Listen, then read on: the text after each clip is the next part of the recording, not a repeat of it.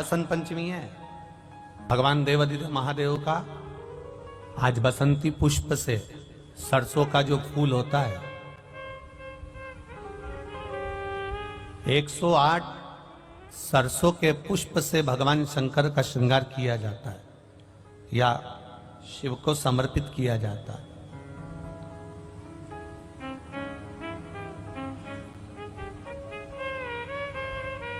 अगर डॉक्टर बोल भी देता है कि ऐसा लग रहा है कि कोई बड़ी बीमारी आने वाली है, शरीर में कोई ऐसा रोग आने वाला है कि ये बहुत बड़ा रहेगा, हम उनको हमेशा कहते आए हैं कि प्रयास करना कि बसंत पंचमी के दिन सरसों के फूल 108 शंकर भगवान को चढ़ जाएं, उसके बाद जांच करवाना प्रारंभ करो, बड़ी बीमारी नहीं आएगी, बाबा उसको टाल ही देगा। उसका नाम महामृत्युंजय है, उसका नाम ही महामृत्युंजय।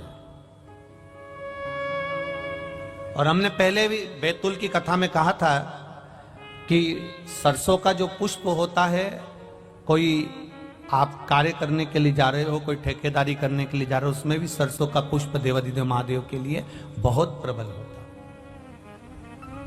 बहुत प्रबल। के भ्रमण का समय भी है ब्रह्म मुहूर्त। आज भी हमारे यहाँ के बुजुर्ग कहते हैं जरा पढ़ने के लिए सुबह उठा कर, बोलते कि नहीं बोलते? कहते हैं। तो बच्चे कहते हैं मम्मी सोने दो ना, पर माता पिता को मालूम है सरस्वती के भ्रमण का समय है ब्रह्म मुहूर्त, और ब्रह्म मुहूर्त के बाद में सरस्वती महाराज पितरों का समय जब 10:30 का आता है, उस समय तक सरस्वती नित्य स्मरण में भ्रमण पर निकलती है। सुबह ब्रह्म मुहूर्त से लेकर सुबह 10:30 बजे तक बच्चा जिस चीज को पढ़ेगा वो भूल नहीं सकता, ये पक्की गारंटी है। इसलिए स्कूलों का जो समय होता था वो सुबह का होता था, स्कूलों का समय दिन का नहीं होता था। आज बसंत पंचमी है इसलिए तो थोड़ा ज्ञात आ गया। उसका एक समय है सरस्वती का, कौन सा समय है? सुबह ब्रह्म मुहूर्त से लेकर जब पितरों का समय चालू होता। पितरों का समय कौन सा है? 10:30 से 11:30, 12 बजे तक मान लो अपन, ये पितरों का समय। तो उस पितरों के समय से पहले माता सरस्वती का समय, उस पितरों से पहले माता लक्ष्मी का समय, ये निश्चित है। दरिद्रता का समय निश्चित है। तो माता अपने बच्चों को कहती है सुबह हो गई चलो उठाओ, सुबह सुबह पढ़ लोगे तो याद रहेगा। माँ भी कहती है, पिता भी कहते हैं, क्योंकि माता पिता को ये ज्ञात है कि सुबह का समय ब्रह्म मुहूर्त का समय सरस्वती का होता है। उठाओ, याद करो। उठाया गया, बच्चों को पढ़ाया गया। सुबह का जो समय महाराज, एक आजी का दिन है, बसंत पंचमी का दिन महाराज, सरस्वती का दिन, जिस दिन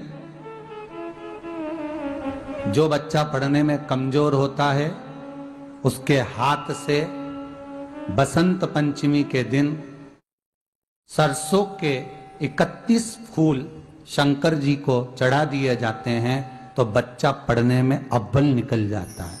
उसके बच्चे को कभी नहीं कह सकते कि पढ़ने बैठ, वो खुद बैठेगा। केवल आज बसंत पंचमी का दिन, एक ही दिन चढ़ता है। और बाकी के सरसों के फूल आपको मालूम है कि रोग मुक्ति के लिए तो होते ही हैं। ये तो आपको पहले भी वर्णन किया है महाराज कि जब कोई एकदम रोग आ जाए और डॉक्टर एकदम बोल दे कि ये रोग भारी आ गया है और इसकी जांचें जाएंगी और फिर ये कुछ भी हो सकता है, तो क्या करा जाता था कि 108 सरसों के फूल लाकर तुरंत शंकर भगवान को चढ़ाए जाते थे महाराज। तो चढ़ाने के बाद में रिपोर्ट अच्छी आती है। ऐसा नियम है। कहीं ठेका, कोई ठेकेदारी करते हैं ना, जो ठेका भरते हैं कि भाई मेरा टेंडर आना चाहिए, मेरा ये काम होना चाहिए, मेरी मल्टी बनना चाहिए, या मेरा ये काम के लिए जा रहा हूं, ये काम फतेह होना चाहिए, उसके सबके हाथ पैर जोड़ने से अच्छा है एक काम करो, बस 108 सरसों के फूल उठाओ, शंकर जी का उद्धतेश्वर महादेव का नाम लिखो और छोड़ दो, शिव जी के ऊपर एक एक कर चढ़ा दो, वो ठेका तुम्हें ही मिलेगा, वो काम तुम्हारे पास ही आएगा। बस केवल अवधूतेश्वर मां, अर्थात ये जो क्रम है, ये वो क्रम तो 108 सरसों के फूल का आप कभी भी कर सकते हो, पर जो ये बच्चों के लिए किया जाता है वो केवल बसंत पंचमी के दिन ही होता है महाराज। आज ही के सरसों का पुष्प समर्पित किया भगवान शिव, आनंद की राशि है हमारे। सरस्वती सुबह ब्रह्म मुहूर्त में निकली,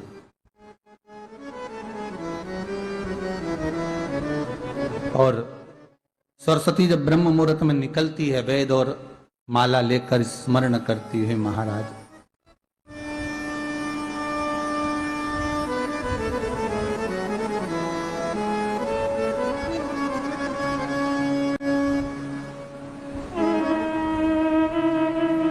भ्रमण करती करती शारदा सरस्वती जब निकली,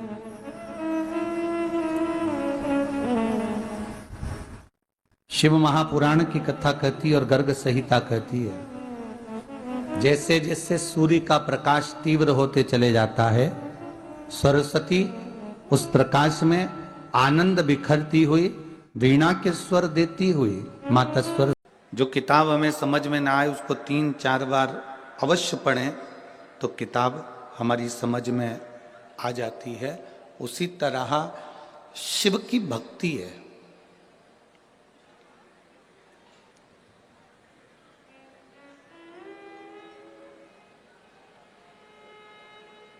उसी तरह भगवान शंकर की अविरल भक्ति है, भगवान का भजन है, स्मरण है। मान लो आपके चित्त में, आपकी वृत्ति में, आपके मन में अगर शंकर की भक्ति विराजमान हो ही नहीं रही है, आप अथक प्रयास कर लें,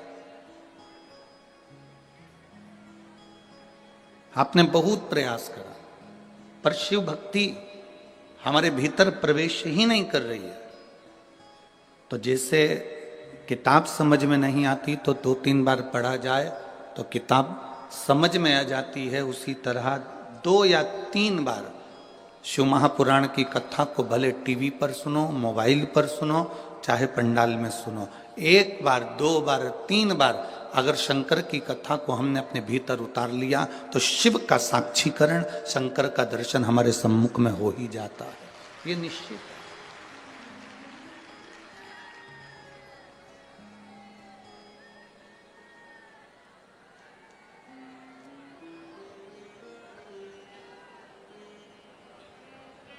एलईडी नहीं चल रही है कि आवाज नहीं आ रही है? आवाज नहीं जा रही है।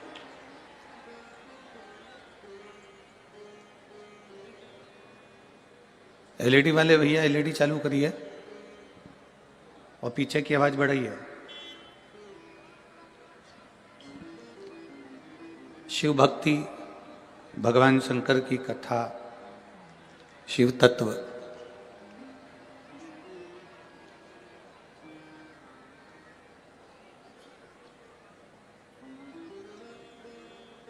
भगवान शिव की कथा, ये भगवान को प्राप्त करने का एक साधन है। भगवान की अविरल भक्ति को प्राप्त करने का एक साधन है। एक बड़ा सुंदर संवाद शिव महापुराण की कथा में आता है, आप लोग पहले भी श्रवण किए हैं।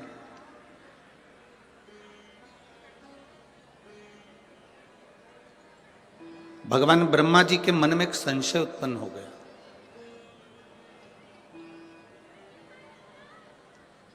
और ब्रह्मा जी के मन में जो संशय उत्पन्न हुआ, ब्रह्मा जी के मन में जो संशय आया, वो संशय ब्रह्मा जी ने भगवान विष्णु से कहा कि प्रभु,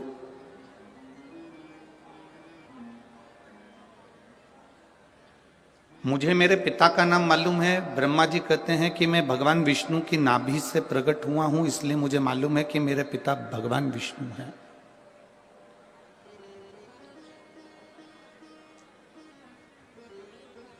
मेरे पिता भगवान विष्णु हैं, ये मैं जानता हूं।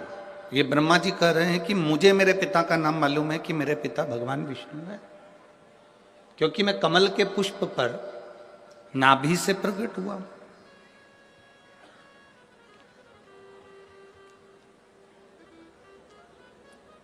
पर एक बात मेरे हृदय में समाती नहीं है कि मेरे पिता भगवान विष्णु हैं, पर भगवान विष्णु के पिता कौन है?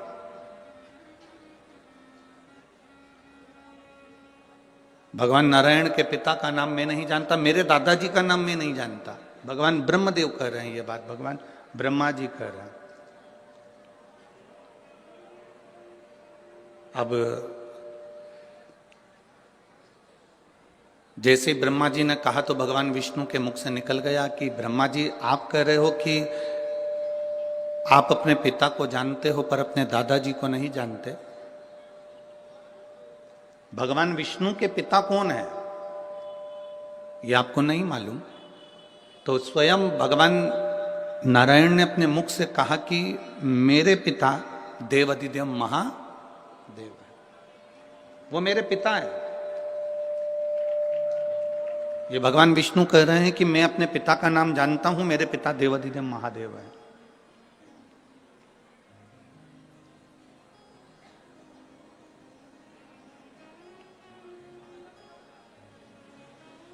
कहा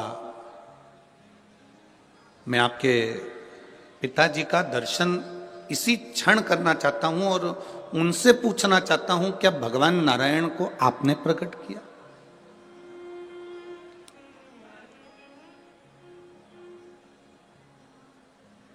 क्या भगवान नारायण को प्रकट करने वाले आप हो? मैं उनसे पूछना चाहता हूं। शिव महापुराण की कथा कहती है कि शिव की कथा और मनुष्य की व्यथा, ये दोनों का अंत कभी नहीं हो सकता, ये निरंतर चलती ही रहती है। कथा भी चलती रहती है और मनुष्य की व्यथा भी चलती रहती है। कथा भी चल रही है और व्यथा भी चल रही है। मनुष्य की व्यथा, मनुष्य की समस्याएं, मानव जीवन में जो टेंशन है, हमारे जीवन में जो व्यथाएं हैं, ये कभी समाप्त नहीं होती।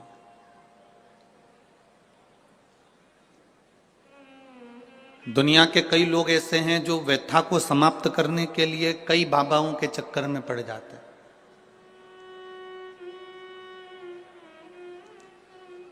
ना जाने कितने कितने जगह पर आप लोग पहुंच जाते हो और वहां जाकर कह देते हो कि हमारे जीवन में ये संकट है, इसको टाल दीजिए, हमारे जीवन में ये कष्ट है, इसको मिटा दीजिए। शिव महापुराण की कथा कहती है हमें किसी आडंबर की ओर, अंधविश्वास की ओर हमें नहीं जाना। ऐसा संसार में कोई नहीं जन्मा जिसके जीवन में दुख नहीं आया।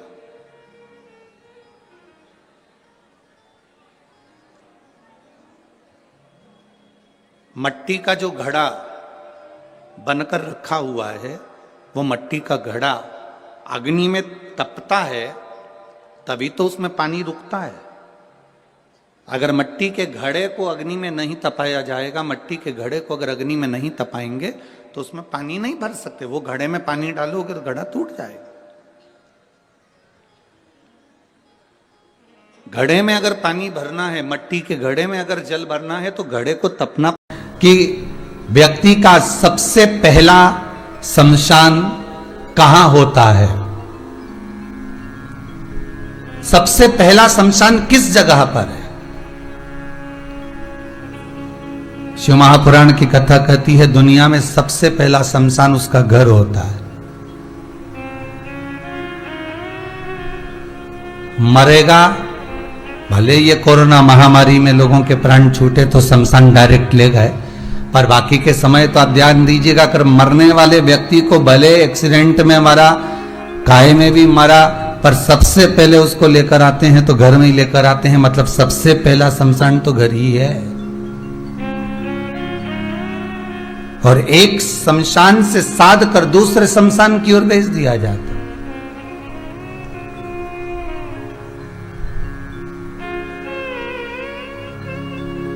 इस शमशान में, जो घर का शमशान होता है ना, इसमें समय को भस्म किया जाता है। और उस शमशान में जब बांध कर ले जाते हैं तो उसमें शरीर को भस्म किया जाता है। दोनों में कोई अंतर नहीं। यहां हमारा समय भस्म हो रहा है। हम हमारे परिवार में रहकर काका, नाना, बुआ, फूफा, मामा, मामी, चाचा, चाची, बुआ, बहन, जमाई, बेटी, पोता, पोती, नाती, पंती, इन सब में अपना समय हम गंवा रहे हैं। इसमें हम अपने समय की आहुतियां दे रहे हैं, इसमें हमारे समय को हम भस्म कर रहे हैं। और जब आखिरी में कुछ भी नहीं रहता, तब इस शरीर में जब कुछ बचा ही नहीं है, समय पूर्ण तरह से जब भस्म हो जाता है, तब इस शरीर को बांधकर दूसरी जगह भेज दिया जाता है कि अब वो शरीर उस शमशान में जाए।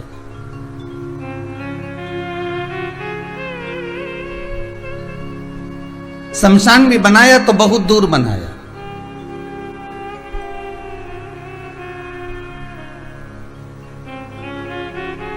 एक बार किसी संत से पूछा गया, इतनी दूर शमशान बनाने का फायदा कौन सा है, कारण क्या है?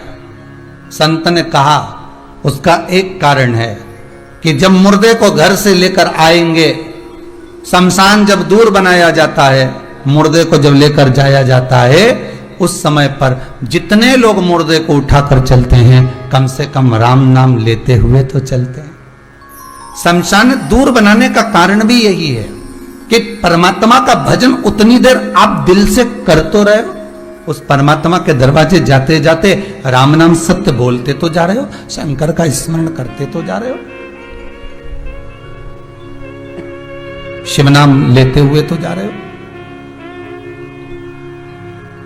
और जितनी देर आप राम नाम लें, शिव नाम लें, कृष्ण नाम लें, भवानी का नाम लें, दत्त का नाम लें, आपकी मर्जी पड़े जिसका आप नाम लें, जितनी देर ले रहे हैं समझ लेना, उतनी देर आप इस मन रूपी लोटे को, इस आत्मा रूपी कलश को अच्छे से मांझ रहे हो, साफ कर रहे हो।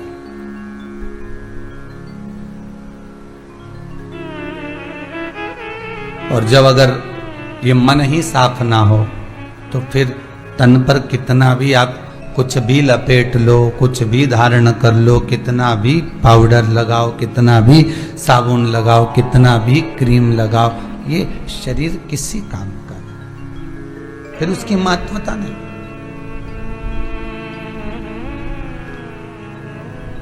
भगवान कभी इस शरीर को देखकर प्रसन्न नहीं होता। भगवान अगर प्रसन्न होता है तो केवल ये मन, ये आत्मा, ये चित्त वृत्ति देखकर प्रसन्न होता है। आपका भाव क्या है? आपकी चित्त वृत्ति क्या कर रही है?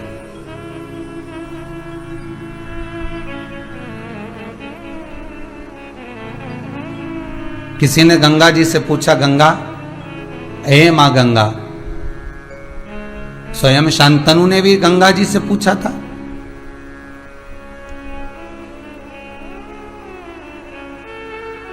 वो राजा शांतनु जो गंगा जी के पति भी कहलाए, एक बार उन्होंने भी पूछ लिया था। पर बड़ी विचित्र कथा है राजा शांतनु की, जो गंगा के पति बने।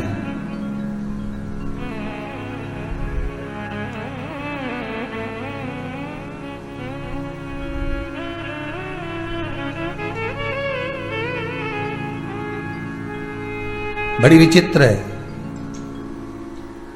महाराज, जो गंगा के पति बने हैं, जरा विचार करिएगा राजा शांतनु पर।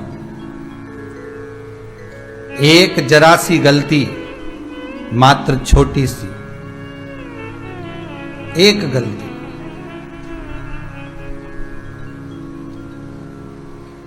कौन थे राजा शांतनु? पूर्व समय में राजा महाभीष्म।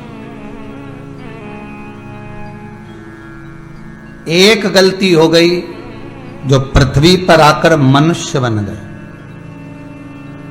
पहले भी मनुष्य थे, पर क्रम क्या था इनका ये देख लीजिए कि खूब भजन करना। जहां मंदिर नहीं बनते, वहां राजा महाभीष्म मंदिर का निर्माण करते थे। ये गंगा के पति राजा शांतनु पूर्व समय की कथा, कि पूर्व में आखिर इस राजा